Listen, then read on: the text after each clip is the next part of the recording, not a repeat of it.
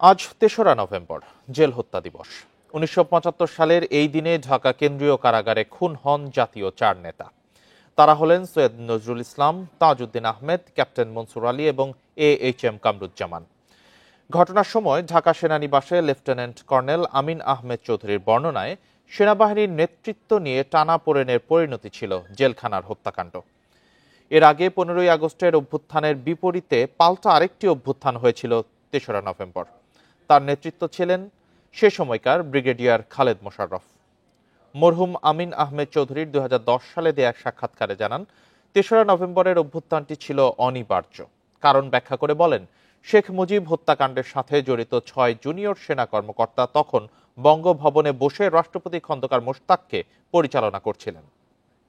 নির্ধারিত সময়ে নির্বাচন হবে কিনা তা নিয়ে জনমনে প্রশ্ন তৈরি হয়েছে বলে মন্তব্য করেছেন বিএনপির ভারপ্রাপ্ত চেয়ারম্যান তারেক রহমান। বলেন, কৌশল ও অপকৌশলের পার্থক্য না বুঝলে অপশক্তির কাছে বিনা শর্তে আত্মসমর্পণ করতে হতে পারে। রোববার রাতে রাজধানীর লেকশোর হোটেলে এক অনুষ্ঠানে ভার্চুয়ালি এসব কথা বলেন তিনি। প্রবাসে সদস্যপদ নবায়ন ও নতুন সদস্য সংগ্রহ কার্যক্রম সহজ করতে অনলাইন পেমেন্ট গেটওয়ে চালু করল বিএনপি। রোববার সন্ধ্যায় রাজধানীর গুলশানে আয়োজিত অনুষ্ঠানে ভার্চুয়ালি যুক্ত হয়ে কার্যক্রমের উদ্বোধন করেন দলের ভারপ্রাপ্ত চেয়ারম্যান তারেক রহমান। তারেক রহমান বলেন, ফ্যাসিবাদ মুক্ত দেশেও বিএনপির বিজয় ঠেকাতে সংঘবদ্ধ অপপ্রচার চলছে। জনমনে কোনো কোনো ক্ষেত্রে জিজ্ঞাসা বাড়ছে, যথাসময়ে কি নির্বাচন হবে? কিন্তু প্রিয় উপস্থিতিবৃন্দ, এমন তো হবার কথা ছিল না। নির্বাচন অনুষ্ঠান নিয়ে জনমনে সৃষ্ট সংশয়, সন্দেহ গণতন্ত্রের উত্তরণের পথকে হয়তোবা সংকটপূর্ণ করে তুলতে পারে। তারেক রহমান আরও বলেন, নির্ধারিত সময়ে নির্বাচন নিয়ে জনমনে তৈরি হওয়া সন্দেহ গণতান্ত্রিক যাত্রাকে ব্যাহত করবে। প্রতিনিয়ত একের পর এক নিত্য নতুন শর্ত জুড়ে দিয়ে গণতন্ত্রের উত্তরণের পথকে কেমন যেন সংকটাপূর্ণ করে তোলা হচ্ছে। কৌশল এবং অপকৌশলের মধ্যে আমরা পার্থক্য বুঝতে ব্যর্থ হলে কোনো অগণতান্ত্রিক কিংবা অপশক্তির কাছে শেষ পর্যন্ত বিনা শর্তে আত্মসমর্থনের পথে হাঁটতে হয় কিনা বাংলাদেশের এই মুহূর্তে মাঠে থাকা সকল গণতান্ত্রিক রাজনৈতিক দলগুলোকে এমন বিপদের কথাও স্মরণ রাখার জন্য আমি বিনীত অনুরোধ জানাই। ৩০০ আসনে বিএনপির প্রার্থী তালিকা শিগগিরই ঘোষণা হবে জানিয়ে তারেক রহমান বলেন, দল যাকে চূড়ান্ত করবে তার হয়েই কাজ করতে হবে নেতাকর্মীদের। Jahanara Parvin, independent news, Dhaka. দেশের শত্রুরা আবারও মাথাচাড়া দিয়ে উঠছে বলে মন্তব্য করেছেন বিএনপি মহাসচিব মির্জা ফখরুল ইসলাম আলমগীর। বলেন, বিএনপি কখনো পরাজিত হয়নি, এবারও হবে না। দলটির স্থায়ী কমিটির সদস্য গয়েশ্বর চন্দ্র রায় বলেন, বিএনপি আন্দোলনে নামলে অন্তর্বর্তী সরকারের টিকে থাকা কঠিন হবে। রোববার রাজধানীতে আলাদা অনুষ্ঠানে এসব কথা বলেন বিএনপি নেতারা। ৭ নভেম্বর বিপ্লব ও সংহতি দিবস উদযাপন উপলক্ষে দুপুরে রাজধানীর নয়াপল্টনে বিএনপির কেন্দ্রীয় কার্যালয়ে ঢাকা মহানগরীর নেতাদের সঙ্গে যৌথ সভা করেন বিএনপি মহাসচিব মির্জা ফখরুল ইসলাম আলমগীর। সভা শেষে সাংবাদিকদের ৭ নভেম্বর উপলক্ষে ১০ দিনের কর্মসূচি ঘোষণা দেন তিনি। আমরা ১০ দিন ব্যাপী কর্মসূচি নিয়েছি, কারণ ৭ নভেম্বর আমরা যথাযোগ্য মর্যাদার সঙ্গে পালন করব। বিএনপি মহাসচিব বলেন, দেশে নৈরাজ্য সৃষ্টির অপচেষ্টা চলছে। ফেসবুকে মিথ্যা প্রচার করে নৈরাজ্য সৃষ্টি করা হচ্ছে। আমরা দেখছি যে বাংলাদেশের শত্রুরা তারা আবার মাথা চালা দিয়ে উঠতে শুরু করেছে, মাথা তুলে উঠতে শুরু করেছে। আমরা দেখছি যতই সময় যাচ্ছে ততই বাংলাদেশে একটা অ্যানার্কিক সিচুয়েশন, একটা পুরোপুরি একটা নৈরাজ্য সৃষ্টি করার অপচেষ্টা চলছে। দুর্ভাগ্যক্রমে আমরা দেখছি যে সোশ্যাল মিডিয়াতেও সেই প্রোপাগান্ডা, আপনার মিসইনফরমেশন, মিথ্যা প্রচার দিয়ে বাংলাদেশে একটা আপনার নৈরাজ্য সৃষ্টি করার প্রক্রিয়া চলছে। রবিবার সকালে ড্যাবের নবগঠিত কমিটিকে নিয়ে বিএনপি প্রতিষ্ঠাতা শহীদ রাষ্ট্রপতি জিয়াউর রহমানের সমাধিতে শ্রদ্ধা জানান গয়েশ্বর চন্দ্র রায়। এ সময় তিনি সরকারের সমালোচনা করেন। আমরা যথেষ্ট সুষ্ঠু অবাধ নির্বাচন চাই, তাই হয়তো যেভাবে প্রতিবাদ করার কথা আমাদের পক্ষ থেকে আমরা সেইভাবে প্রতিবাদ করছি, কারণ আমরা যদি প্রতিবাদ করি বা আমরা যদি মাঠে নামি তাতে সরকার টিকে থাকবে কিনা সন্দেহ। আর সরকার যদি টিকে না থাকে তো বাংলাদেশের নির্বাচন অনিশ্চিত হবে। এ সময় ঐক্যমত্য কমিশন জাতির সাথে প্রতারণা করছে বলেও মন্তব্য করেন গয়েশ্বরচন্দ্র রায়। রাহিনুল ইসলাম রিঙ্কু, ইন্ডিপেন্ডেন্ট নিউজ, ঢাকা। রাজনৈতিক সংকট সমাধানে বিএনপিকে আলোচনার আহ্বান জানিয়েছেন জামায়াতের নায়েবে আমির ডক্টর আব্দুল্লাহ মোহাম্মদ তাহের। রোববার সন্ধ্যায় রাজধানীর মগবাজারে সংবাদ সম্মেলনে আহ্বান জানান তিনি। সংবাদ সম্মেলনে গণভোট প্রসঙ্গে তাহের বলেন, নোট অফ ডিসেন্ট ছাড়া গণভোটের ইতিহাস দুনিয়ার কোথাও নেই। দেশের প্রয়োজনেই গণভোটের পক্ষে বিএনপির দ্বিমত করা উচিত নয় বলে মন্তব্য করেন এই জামায়াত নেতা। 4টি শীর্ষ বিশ্ববিদ্যালয়ে ছাত্র সংসদ নির্বাচনে ছাত্র শিবিরের নিরঙ্কুশ জয়ের কথা উল্লেখ করে তাহের দাবি করেন, হেরে যাওয়ার ভয়ে বিএনপি জাতীয় নির্বাচনের আগে গণভোট চায় না। পক্ষ থেকে আপনাদের মাধ্যমে আমি জাতিকে পরিষ্কার বলে দিতে চাচ্ছি যে জামাত বিএনপি যতই উস্কানি দেয়, জামাত ইসলামী বিএনপির সাথে কোনো ধরনের বিরোধ এবং ঝগড়ায় লিপ্ত হতে চায় না। আমি বিএনপিকে অনুরোধ করব, আসুন বিএনপি এবং জামাত ইসলামী আমরা একসাথে বসি। শাপলাকলি প্রতীকে আপত্তি নেই জাতীয় নাগরিক পার্টি এনসিপির। তারপরও শাপলা ও সাদা শাপলা বিকল্প রেখে ইসিতে আবেদন করেছে দলটি। রোববার বিকেলে আগারগাঁও ইসির সঙ্গে বৈঠক শেষে এসব কথা বলেন দলের মুখ্য সমন্বয়ক নাসির উদ্দিন পাটোয়ারি। তিনি আরও জানান, যে কোনো সময় গণভোটে রাজি এনসিপি। পরে ইসি সচিব জানান, নতুন করে আরপিও সংশোধনের এখতিয়ার সরকারের। দলের নিবন্ধন ও প্রতীক ইস্যুতে আবারও নির্বাচন কমিশনে জাতীয় নাগরিক পার্টি। প্রধান নির্বাচন কমিশনারের সাথে রবিবার বিকেলে বৈঠক শেষে দলটির নেতারা জানান, শাপলাকলি প্রতীক তালিকায় যোগ করায় সন্তুষ্ট তারা। তবে জোটের প্রার্থীদের নিজ দলের প্রতীকে নির্বাচন করার বিধান ঠিক রাখতে ইসিকে অনুরোধ জানায় এনসিপি। যে নিবন্ধন প্রক্রিয়া এটা সম্পূর্ণ করে আমরা যাতে আমাদের মাঠে দুর্নীতি ছেড়ে আসলে বিএনপি ও ধর্মীয় ফ্যাসিবাদ মুক্ত হলে জামায়াতের সাথে জোটের বিষয়টি ভেবে দেখবে দলটি। গণভোট নিয়ে হলো বিএনপি এবং জামাত হলো মুখোমুখি অবস্থানে রয়েছে। আমরা দুই দলের কাছে আহ্বান রাখবো যে আপনাদের এই ধরনের যুদ্ধ নির্বাচনকে ব্যাহত করবে, নির্বাচন পিছিয়ে যাওয়ার সম্ভাবনা রয়েছে। ইলেকশন কমিশনের যে স্বেচ্ছাচারী আচরণ, এটা পুরো বাংলাদেশের সামনে স্পষ্ট হয়েছে। আমরা ইনশাল্লাহ শাপলাকলি নিচ্ছি পুরো বাংলাদেশের। আমরা আহ্বান জানাচ্ছি জাতীয় নাগরিক পার্টি নেতাকর্মী এবং পুরো বাংলাদেশের মানুষকে যে আপনারা যেখানে 300 আসনে প্রার্থী হতে চান, আপনারা প্রার্থীতা নিজেদের ইলেকশনে প্রস্তুতি নিন। পরে ব্রিফিংয়ে ইসি সচিব জানান, জোটের প্রার্থীদের প্রতীক নিয়ে আরপিওর নতুন ধারা সংশোধনের এখতিয়ার নির্বাচন কমিশনের নেই। সরকারের কাছে, আইন মন্ত্রণালয়ের কাছে এটা আছে, আইন মন্ত্রণালয়ের উত্তরটা দিতে পারবে। আমাদের কাছে করণীয় কিছু নেই, কারণ আমাদের প্রস্তাব অনুযায়ী আমরা এটা উপদেষ্টা পরিষদে এটা নেওয়া হচ্ছে, সেখানে অনুমোদন হয়ে গেছে। এখন এরপরে যদি কোনো কিছু প্রাসঙ্গিক হয় সে বিষয়ের সাথে এসি ট্রুলি স্পিকিং কোনো সম্পর্ক নেই। সবশেষ হিসেবে দেশে মোট ভোটার 12,76,12,000-এর বেশি। 18 নভেম্বর চূড়ান্ত হবে এই তালিকা। 17 নভেম্বর পর্যন্ত জানানো যাবে আপত্তি হয়েছে এবং যারা নিবন্ধন নিয়েছেন। সুলতানা জাহান মিতু, ইন্ডিপেন্ডেন্ট নিউজ, ঢাকা।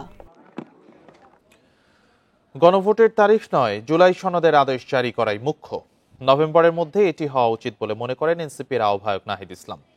তিনি অভিযোগ করেন, ফেব্রুয়ারিতে নির্বাচন চায় না জামায়াত, আর বিএনপি চায় সংস্কার পেছাতে। রোববার বাংলা মোটরে সংবাদ সম্মেলনে এসব কথা বলেন নাহিদ। এ সময় 300 আসনে একক প্রার্থী দেওয়ার ঘোষণা দেন তিনি। জুলাই সনদ ইস্যুতে গণভোট আগে না পরে, এ নিয়ে বিপরীতমুখী অবস্থানে বিএনপি জামাত। এমন পরিস্থিতিতে সংবাদ সম্মেলন ডাকে এনসিপি। মুখোমুখি হন দলটির আহ্বায়ক নাহিদ ইসলাম। ঐক্যমত্য কমিশনের প্রস্তাব 1 যেটা, সেটা আমরা সমর্থন করে আসছি। তিনি অভিযোগ করে বলেন, নির্বাচন পেছাতে চায় জামাত আর বিএনপি সংস্কার। বিএনপি তো পুরো ঐক্যমত্য কমিশনের শুরু থেকে মৌলিক যে বিষয়গুলো ছিল সেখানে নোট অফ ডিসেন্ট দিয়েছে, বিরোধিতা করার চেষ্টা করেছে। ফলে সংস্কারের পক্ষে তারা কতটুকু আছে এ বিষয়ে জনগণের ভিতরে প্রশ্ন আছে, আমাদের কাছেও প্রশ্ন আছে। আবার অন্যদিকে জামাতের কার্যক্রমে মনে হচ্ছে যে তারা নির্বাচনকে পেছানোর কোনো অভিসন্ধি তাদের আছে কি না। নাহিদ মন্তব্য করেন, রাষ্ট্রপতি যদি স্বাক্ষর করেন তা হবে জুলাই সনদের শেষ পেরেক। নভেম্বরের মধ্যে প্রধান উপদেষ্টাকে আদেশ জারি করার আহ্বান জানান তিনি। সরকারের কোনো একটা দলের চাপে বারবার এই ধরনের তার টেক্সট পরিবর্তন করে, এটা আমরা দেখে আসছি। ফলে জনগণের কাছে খুবই স্পষ্ট থাকতে হবে জনগণ কিসের পক্ষে ভোট দিচ্ছে আর কিসের বিপক্ষে ভোট দিচ্ছে। সেটার জন্য অবশ্যই অর্ডার এবং গণভোটের প্রশ্ন এটি আগেই প্রকাশ করতে হবে। সংসদের 270 দিনের মধ্যে জুলাই সনদ সংবিধানে অন্তর্ভুক্তির বিষয়ে আপত্তি জানালে বুঝতে হবে ষড়যন্ত্র চলছে, এমন মন্তব্য করেন নাহিদ ইসলাম। আতঙ্কিত হওয়ার কিছু নাই। আমাদের এখানে আমরা দেখি দলগুলো যে আতঙ্কিত হয়ে যাচ্ছে কোনো একটা বাধ্যবাধকতা চাপিয়ে দিলে। নুরসেলিনা শিউলি, ইন্ডিপেন্ডেন্ট নিউজ, ঢাকা। আগামী নির্বাচনে যুগপৎ আন্দোলনে থাকা বিএনপির সঙ্গে জোট করে প্রার্থী দিতে চায় গণফোরাম। ভারপ্রাপ্ত সভাপতি জানান, সমঝোতা না হলে একক প্রার্থী দিয়েই নির্বাচনে অংশ নেবেন তারা। বলেন, ডক্টর কামাল হোসেনের নেতৃত্বে জনপ্রিয় থাকার পরও কিছু নেতাকর্মীর অনৈক্যে পিছিয়ে পড়েছে দলটি। জাতীয় সংসদ নির্বাচনকে সামনে রেখে তৎপর গণফোরাম। আসনভিত্তিক দলীয় একক প্রার্থী ঠিক করার পাশাপাশি গণতান্ত্রিক আন্দোলনের সমমনা রাজনৈতিক দলগুলোর সঙ্গে জোট গঠনকেই গুরুত্ব দিচ্ছে দলটি। আমরা সবাই আশা করছি যে বিগত সময়ে রাজনৈতিক আন্দোলনে গুরুত্বপূর্ণ ছিল গণফোরাম। দলটির ভারপ্রাপ্ত সভাপতি জানান, আগামী নির্বাচনে জোট গঠনের সম্ভাবনা নিয়ে আলোচনা চলছে। তবে গণ অভ্যুত্থানের পর সিদ্ধান্তহীনতার পাশাপাশি প্রথম সারির নেতাদের ঐক্য না থাকায় কিছুটা সংকট তৈরি হয়েছে। সে সময় একটা সিদ্ধান্ত হলো যে আমাদের কোনো ছাত্র সংগঠন থাকবে না। এখন আমরা যখন এগুলো পর্যালোচনা করি তখন আমাদের মধ্যে কেউ কেউ মনে করে ওই সিদ্ধান্তটা ভুল ছিল। কিবরিয়া সাহেব কাজকাম শুরু করলেন, আমরা কিন্তু সকলেই তার সাথে সহযোগিতায় নামলাম। যে কোনো কারণে হোক তিনি আমাদের সহযোগিতা গ্রহণ না করে উনি উনার মতো ওনার স্টাইলে দলটা পরিচালনা করেন। এক পর্যায়ে দেখা গেল আসলে ওনার সাথে গণফোরাম করা আমাদের পক্ষে সম্ভব হচ্ছে না। দলটির সাধারণ সম্পাদক জানান, বিগত সময়ে বিএনপির সঙ্গে যুগপৎ আন্দোলনে থাকায় তাদের সঙ্গেও জোটের বিষয়ে আলোচনা চলছে।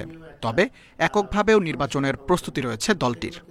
আমরা এই ফ্যাসিবাদ বিরোধী আন্দোলনের আমরা সফল হওয়ার পরে এই যে জুলাই অভ্যুত্থানের পরে যে নতুন প্রেক্ষাপট, এখানে বিএনপি সহ সমমত রাজনৈতিক দলগুলোর মধ্যে যে জাতীয় ঐক্য গড়ে উঠেছে, সেই ঐক্যটা আমরা এখন পর্যন্ত বহাল রেখেছি এবং আগামী নির্বাচনে আমরা ঐক্যবদ্ধভাবে অংশগ্রহণ করব।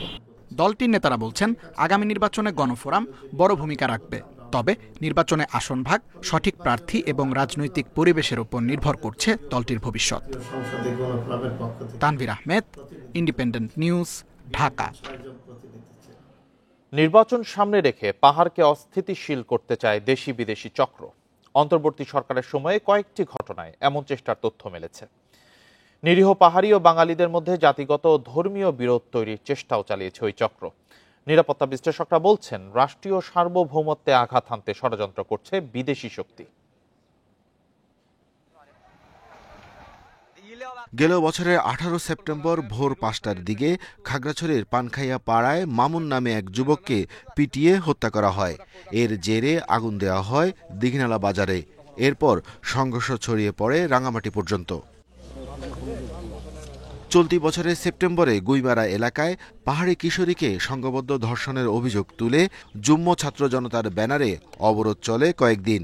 এই সময় আইনশৃঙ্খলা বাহিনীর সঙ্গে সংঘর্ষে অন্তত 3 জন নিহত হন, পুড়িয়ে দেওয়া হয় বাজার। অথচ মেডিকেল রিপোর্ট থেকে জানা যাচ্ছে ওই কিশোরীকে ধর্ষণের কোনো আলামতই পাওয়া যায়নি। নিরাপত্তা বিশ্লেষকরা বলছেন, অন্তর্বর্তী সরকারকে বেকায়দায় ফেলতেই দেশি বিদেশি চক্রের সহযোগিতায় তৎপর হয়ে উঠেছে কিছু পাহাড়ি সংগঠন। প্রতিবেশী একটি দেশ ষড়যন্ত্র করছে বলেও অভিযোগ তার। ভারতের ত্রিপুরা রাজ্যের রাজার নেতৃত্বে, দেব বর্মনের নেতৃত্বে একটা নতুন একটা ধারণা সারফেস করেছে, যেটাকে বলা হচ্ছে যে একটা ভিন্ন রাষ্ট্র তারা করার ইঙ্গিত দিচ্ছে। এই অঞ্চলটাকে নিয়ে জো অঞ্চল নামে একটা খ্রিস্টান রাষ্ট্র করার একটা চিন্তা ভাবনা বহুদিন ধরে চলছে। রাজনীতিকরা বলছেন, বর্তমান সরকার ক্ষমতা নেওয়ার পর থেকেই নিরীহ পাহাড়ি ও বাঙালিদের মধ্যে সংঘর্ষ তৈরির চেষ্টা করছে সশস্ত্র গোষ্ঠীগুলো। সশস্ত্র গ্রুপগুলো কিন্তু নির্যাতন, চাঁদাবাজি, হত্যা এগুলো কিন্তু কোনো পাহাড়ি বাঙালি দেখে না। তারা পাহাড়িকেও মারে, বাঙালিকেও মারে।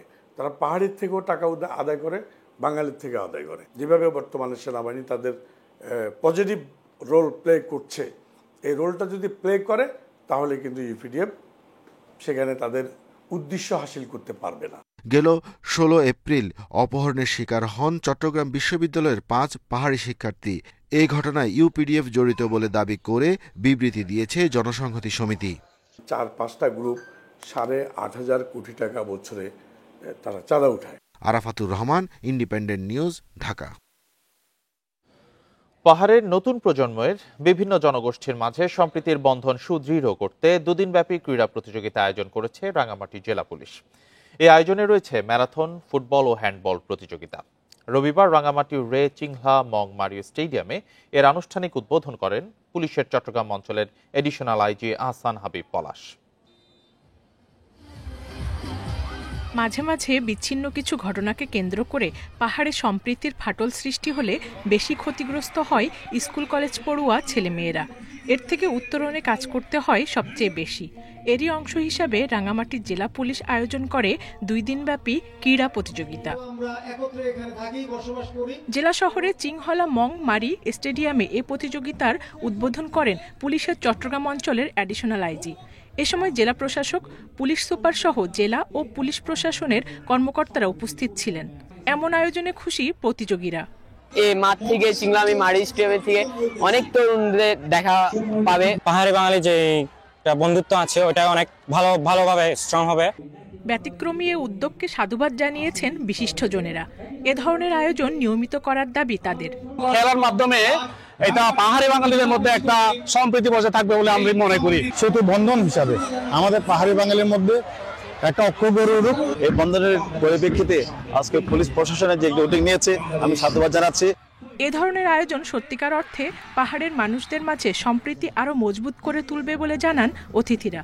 ছোটখাটো কিছু যে অনৈক্য তৈরি হয়, আমরা বিশ্বাস করি এই আয়োজনের মাধ্যমে এবং অন্যান্য আয়োজনের মাধ্যমে আমাদের সম্প্রীতির যে অটুট বন্ধন সেটা আরো দৃঢ় হবে। কোনো দল, গোষ্ঠী, মত, আদর্শের সাথে সম্পর্কিত নয়। আমরা এই সমস্ত জনপদের জন্য আমরা বাংলাদেশ পুলিশ কাজ করছি। সবার প্রতি সম্মান, শ্রদ্ধা, ভালোবাসা আমাদের সমান রয়েছে, অটুট রয়েছে।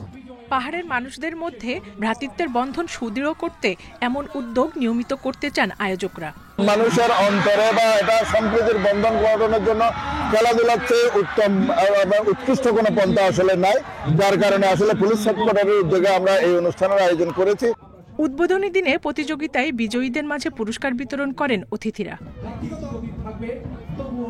Independent news. চট্টগ্রাম বন্দরের বে টার্মিনালে সামুদ্রিক অবকাঠামো নির্মাণে আগ্রহী প্রতিষ্ঠানগুলোর সঙ্গে আলোচনা শুরু করতে যাচ্ছে কর্তৃপক্ষ। আজ থেকে সংশ্লিষ্ট প্রতিষ্ঠানের বিস্তারিত পরিকল্পনা ও চাহিদা নিয়ে বসছে বন্দর। এর মাধ্যমে বহুল প্রতীক্ষিত বে টার্মিনাল প্রকল্প বাস্তবায়নের কাজ অনেকখানি এগিয়ে যাবে। যত দ্রুত এ প্রকল্প বাস্তবায়ন করা যায় তত বাড়বে বন্দরের সুবিধা, বলছেন ব্যবহারকারীরা। 13,525 কোটি টাকার চট্টগ্রাম বন্দরের বে টার্মিনাল প্রকল্পে নানা আলোচনা শেষে 9,333 কোটি টাকা ঋণ দিচ্ছে বিশ্বব্যাংক। বাকি টাকা খরচ করবে বন্দর কর্তৃপক্ষ। 8,269 কোটি টাকা খরচ হবে নিরাপদ পোতাশ্রয়ের জন্য ব্রেক ওয়াটার নির্মাণে। এছাড়া 1,979 কোটি টাকায় তৈরি হবে নেভিগেশন অ্যাক্সেস চ্যানেল। সম্প্রতি এই প্রকল্পে বিশ্বব্যাংকের $650 মিলিয়ন ঋণ ছাড় হয়েছে। আগামী বছরের জুন মাস নাগাদ স্থাপনা নির্মাণ শুরু হবে। আমরা যে ব্রেকওয়াটার এবং অ্যাক্সেস চ্যানেলটা তৈরি করব, এখানে তো অনেকগুলো বিডার এখানে আসবে, দেশি বিদেশি অনেক বিডাররা এখানে আগ্রহী, এবং তাদের কোনো কিছু থাকলে সেটা তারা বলবে এবং আমাদের অংশটা আমরা ব্যাখ্যা করব। সব মিলিয়ে আমরা চাচ্ছি একটা সবার পার্টিসিপেশন নিয়ে একটা সুন্দর কিছু করার জন্য। এ প্রকল্পে $2 বিলিয়ন বিনিয়োগে যুক্ত হচ্ছে সিঙ্গাপুর পোর্ট অথরিটি ও দুবাই ভিত্তিক প্রতিষ্ঠান ডিপি ওয়ার্ল্ড। আর চট্টগ্রাম বন্দরের অর্থে তৈরি হবে মাল্টিপারপাস জেটি। ব্যবহারকারীরা বলছেন প্রায় 1 দশক ধরে আলোচনায় থাকা এই প্রকল্প দ্রুত বাস্তবায়ন দরকার। যে বন্দর একটা বড় চ্যালেঞ্জিং ভূমিকা রাখছে, এবং এটা যেহেতু রাখছে চ্যালেঞ্জিং ভূমিকা রাখছে, বন্দরের কাছে আমাদের অনেক প্রত্যাশা, এবং চট্টগ্রাম বন্দর কর্তৃপক্ষ ইচ্ছে করলে সব কার্যক্রম ভালো মতে সক্ষমতা প্রমাণ করতে পারবেন। যাচাই বাছাই তো করতে হবে, কারণ সবাইকেই চিন্তা করতে হবে তার দেশের কথা, যে আমরা কিভাবে লাভবান হব, আবার যে বিনিয়োগ করবে সেও কিভাবে লাভবান হবে। উভয় যেন উইন উইন একটা পজিশনে থেকে এই বন্দরকে ডেভেলপ করতে পারে। সর্বোপরি আমরা চাই যে আমাদের এখানে আধুনিক বন্দরের যে ছোঁয়া সেটি আমাদের এখানে লাগুক, এবং আগামী দিনে চ্যালেঞ্জ মোকাবেলা করার জন্য আমাদের নতুন বন্দর অবশ্যই দরকার। প্রায় 6500 মিটার দীর্ঘ বে টার্মিনালে 1225 মিটারের দুটি টার্মিনাল হবে। চট্টগ্রাম বন্দরে এখন বছরে 32 থেকে 33 লাখ TEUs কন্টেইনার হ্যান্ডলিং হচ্ছে। বে টার্মিনাল হলে তা বেড়ে দাঁড়াবে 50 লাখ TEUs। অনুপম শীল, ইন্ডিপেন্ডেন্ট নিউজ, চট্টগ্রাম। কিসের ভিত্তিতে ও কেন তিস্তা মহাপরিকল্পনার কাজ চীনকে তাড়াহুড়ো করে দিতে চাইছে সরকার? এ প্রশ্ন অধ্যাপক আনু মোহাম্মদের। চট্টগ্রাম বন্দর ইজারা দিতে তাড়াহুড়ো নিয়েও প্রশ্ন তুলেছেন তিনি। চীন যুক্তরাষ্ট্রকে এভাবে বিভিন্ন কিছু দেওয়ার প্রবণতার সমালোচনা করেন তিনি।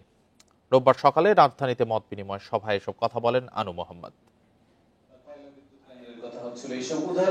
সংকটে তিস্তা নদী সমাধানের পথ কি শিরোনামে রাজধানীর পিআইবিতে মতবিনিময় সভা করে পরিবেশবাদী দুই সংগঠন। সেখানে সংকটের নানা দিক নিয়ে কথা বলেন গবেষক, অধিকার কর্মী ও রাজনৈতিক নেতারা। তিস্তাকে 3 ভাগের 1 ভাগেরও কম সরু করে উন্নয়নের নামে যে প্রকল্প নেওয়া হচ্ছে তা জীববৈচিত্র্য ধ্বংস করে পরিবেশ বিপন্ন করবে বলে সতর্ক করেন অধ্যাপক আনু মোহাম্মদ। ভারত বিরোধিতার কথা বললেও রামপাল, আদানি সহ ভারতের প্রকল্প অব্যাহত রেখে নতুন ব্যবসা খোঁজার সমালোচনাও করেন তিনি। ইউনূস সাহেব যে চীনে গিয়ে বলছেন যে 50 বছরের পরিকল্পনা দেন এবং আপনারা এই মহাপরিকল্পনা করবেন, এটা কিসের ভিত্তিতে করছে? প্রশ্নটা হচ্ছে যে এই সরকারের এই তাড়াহুড়োটা কিসের জন্য? মানে এই সরকারের কি দায় পড়লো যে তাড়াহুড়া করে এই মুহূর্তে এখনই চট্টগ্রাম বন্দর দিতে হবে, তিস্তা মহাপরিকল্পনা বাস্তবায়ন করতে হবে, চীন কেটে দিতে হবে, মার্কিন যুক্তরাষ্ট্র কেটে দিতে হবে। তিস্তার দুই পাশে ওয়াকওয়ে সহ নানা স্থাপনা নির্মাণকে খাল বানানোর অভিসন্ধি বলে মন্তব্য করেন সিপিবির কেন্দ্রীয় সদস্য রুহিন হোসেন প্রিন্স। রাজনৈতিক বিবেচনায় নয়, যে দেশের এমন প্রকল্প বাস্তবায়নের অভিজ্ঞতা আছে তাদেরকেই দায়িত্ব দেওয়ার দাবি তার। এইটা করার মধ্য দিয়ে অন্য কাউকে যাতে আমরা ব্ল্যাঙ্ক চেক না দিয়ে যাই, যে ওপারে যেগুলো হয়েছে আমি বিকল্প করে তাদেরটাকে ব্ল্যাঙ্ক চেক দিলাম, মোটেই তা আমরা করব না। ভারতের সাথে যে অভিন্ন নদী আমাদের উৎস, সেইখান থেকে আমাদের ন্যায্য হিস্সা আদায়ের জন্য সেই সংগ্রামও আমাদের অব্যাহত রাখতে হবে।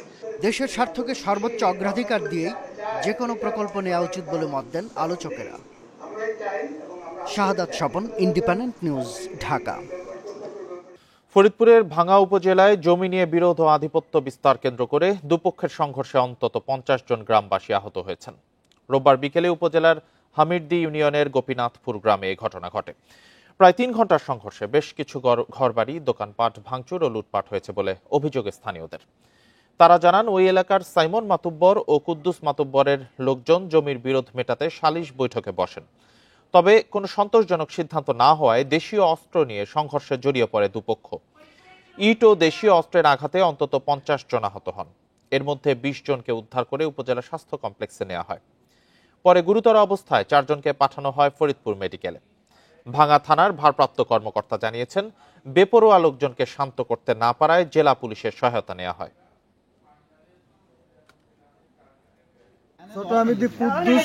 কুদ্দুস এবং সাইমন, এই দুইটা দল ওরা ফিরে নাই। ওরা বলছে যে আপনারা আসছেন কি হওয়ার জন্য, আপনারা ফিরে হবেন না। এই উপলক্ষে তার পরবর্তী এই পাশে ইট মারার পরে আবার শুরু হয়ে যায়। পাবনা সদরের নামাজরত অবস্থায় বাবাকে কুপিয়ে হত্যা করেছে মাদকাসক্ত ছেলে। এ ঘটনায় 3 পুলিশ সদস্য আহত হয়েছে। অভিযুক্ত ছেলেকে আটক করেছে পুলিশ। রোববার রাত 8টার দিকে সদরের পুরাতন ভাদুরডাঙ্গিতে হত্যার ঘটনা ঘটে। পুলিশ ও স্থানীয়রা জানায়, নতুন বাজারে দুধ বিক্রি করে সন্ধ্যার পর বাসায় ফেরেন নিজাম প্রামাণিক। খাওয়া দাওয়া শেষে এশার নামাজ পড়ছিলেন। এ সময় সুযোগ বুঝে দরজা আটকিয়ে হাঁসুয়া দিয়ে কুপিয়ে তাকে হত্যা করে ছেলে মোস্তফা প্রামাণিক। মৃত্যু নিশ্চিত করে ঘর থেকে বের হয়ে নিজেই পাশের রুম আটকিয়ে দিয়ে বসে থাকে। পরে স্থানীয়রা মোস্তফাকে ঘরের ভেতরে তালাবদ্ধ করে রেখে পুলিশে খবর দেয়। পরে পুলিশ এসে মরদেহ উদ্ধার করে। এ সময় অভিযুক্তকে আটক করতে গেলে তার ছুরিকাঘাতে আবু বকর সিদ্দিক, জিয়াউর রহমান ও আবু রায়হান নামে পুলিশের 3 এসআই আহত হয়েছে। অভিযুক্তকে আটক করে থানায় নিয়ে যায় পুলিশ। ডেঙ্গু আক্রান্ত হয়ে গত 24 ঘন্টায় 5 জনের মৃত্যু হয়েছে। এ নিয়ে চলতি বছর ডেঙ্গুতে মৃতের সংখ্যা বেড়ে দাঁড়ালো 283 জনে। রোববার স্বাস্থ্য অধিদপ্তরের পাঠানো এক বিজ্ঞপ্তিতে তথ্য জানানো হয়।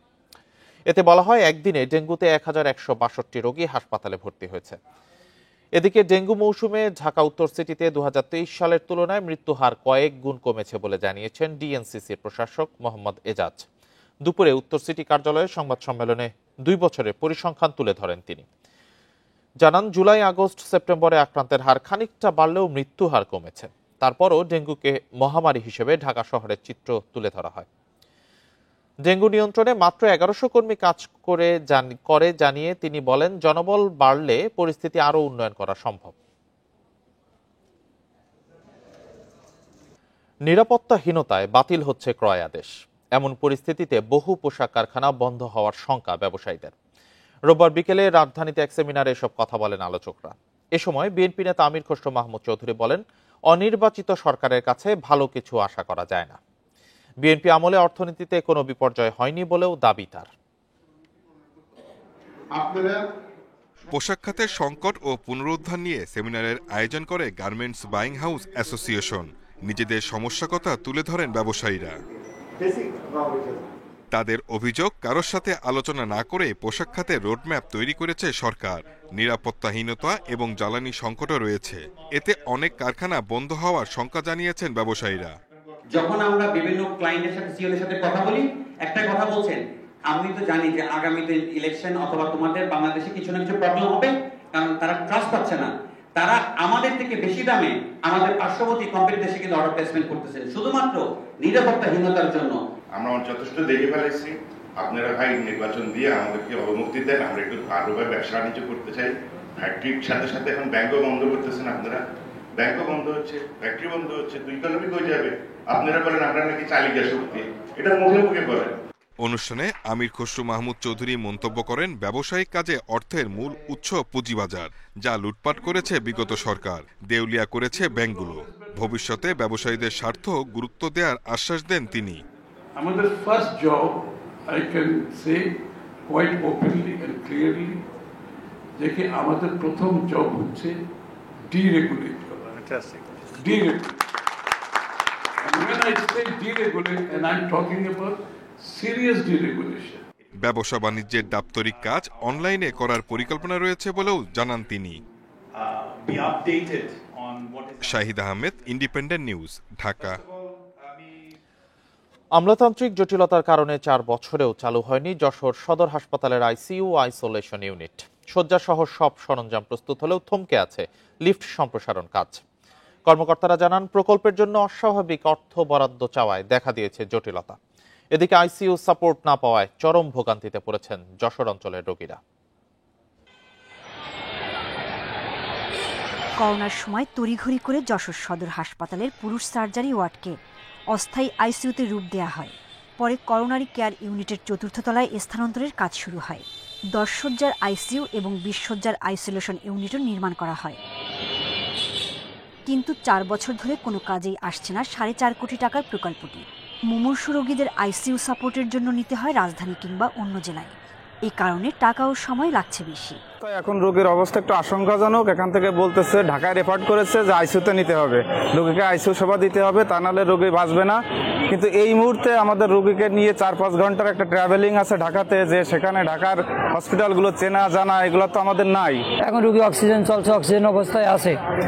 তারপরে যে মানে ঢাকাতে যে আমরা কোথায় নেবো, কিভাবে কোনে ট্রিটমেন্ট করব, কোথায় ভর্তি করব, আমরা তো আসলে কিছু বুঝি না। আইসিইউ ইউনিটের সব ধরনের ব্যবস্থা নেওয়ার পরও রোগী ওঠানামার জন্য লিফট সম্প্রসারণ করা হয়নি। এই কারণেই দেখা দেয় সংকট। স্থাপনার যে ভার্টিক্যাল এক্সটেনশন বলি, সেটা করার সাথে সাথে যন্ত্রপাতিও সব এস্টাবলিশ হয়ে গিয়েছে, কিন্তু আমরা ওটা ফাংশনিং করতে পারিনি, কার্যকর করতে পারিনি। একটা কারণে সেটা ছিল যে আমাদের ওখানে এলিভেটর শ্যাফট লিফট যেটা, সেটা 3 তলা পর্যন্তই, 4 তলা পর্যন্ত যায় না। রোগী নেওয়াতে সমস্যা আছে বলে আমরা ওটা চালু করি নাই। ভবনটির 3টি ফ্লোরের লিফটের জন্য ব্যয় হয়েছে 80 লাখ টাকা। সেই একই ভবনের 4র্থ তলায় লিফট সম্প্রসারণে ব্যয় ধরা হয়েছে 42 লাখ টাকা। এমন বরাদ্দের দাবিকে অস্বাভাবিক মনে করছেন কর্মকর্তারা। ক্রিয়েটিভ ইঞ্জিনিয়ার্স হচ্ছে একমাত্র পরিবেশক সুইজারল্যান্ডের এই শিনলার লিফটটি বাংলাদেশে স্থাপন করার ক্ষেত্রে। তো আমাদের আসলে দ্বিতীয় এখানে কোনো অন্য কোনো ভেন্ডরের কাছে যাওয়ার আসলে আমাদের এই মুহূর্তে সুযোগ নাই। কারণ হচ্ছে যে যেহেতু 3 তলা পর্যন্ত তাদের ব্র্যান্ডেরই লিফট আছে এবং এটিকে আমরা যদি 4 তলায় সম্প্রসারণ করতে যাই তাহলে তাদের মাধ্যমে আসলে আমাদের এই কাজটি করতে হবে। কর্মকর্তারা জানান, সরকারি নীতিমালা অনুযায়ী একই কোম্পানি লিফট বসানোর কাজ না করলে মিলবে না রক্ষণাবেক্ষণ খরচ। এমন বাধ্যবাধকতা না থাকলে আরও অনেক কম খরচে লিফট স্থাপন সম্ভব হতো। Independent news. শেরপুর পৌরসভার প্রায় অর্ধেক রাস্তায় খানাখন্দে ভরা। দীর্ঘদিন সংস্কার না হওয়ায় যানজটের ভোগান্তি যেমন বাড়ছে তেমনি বাড়ছে দুর্ঘটনাও। ভাঙাচোরা সড়কের কারণে ভোগান্তিতে সাতক্ষীরার মানুষও। তাদের অভিযোগ, সাতক্ষীরার আকর্ষণ সড়কপথের সুন্দরবন। এমন প্রচারের বিপরীতে সড়ক উন্নয়নে কোনো পদক্ষেপ নেই প্রশাসনের। শেরপুর শহরের দিঘাটপাড়, ঢাকুলহাটি ও শেখহাটি এলাকায় চাতালকল, অটোরাইস মিল ছাড়াও অনেক কারখানা অবস্থিত। ব্যস্ত এই এলাকায় ভাঙাচোরা সড়কের কারণে প্রতিদিন ভোগান্তিতে পড়েন ব্যবসায়ী সহ বিভিন্ন শ্রেণী পেশার মানুষ।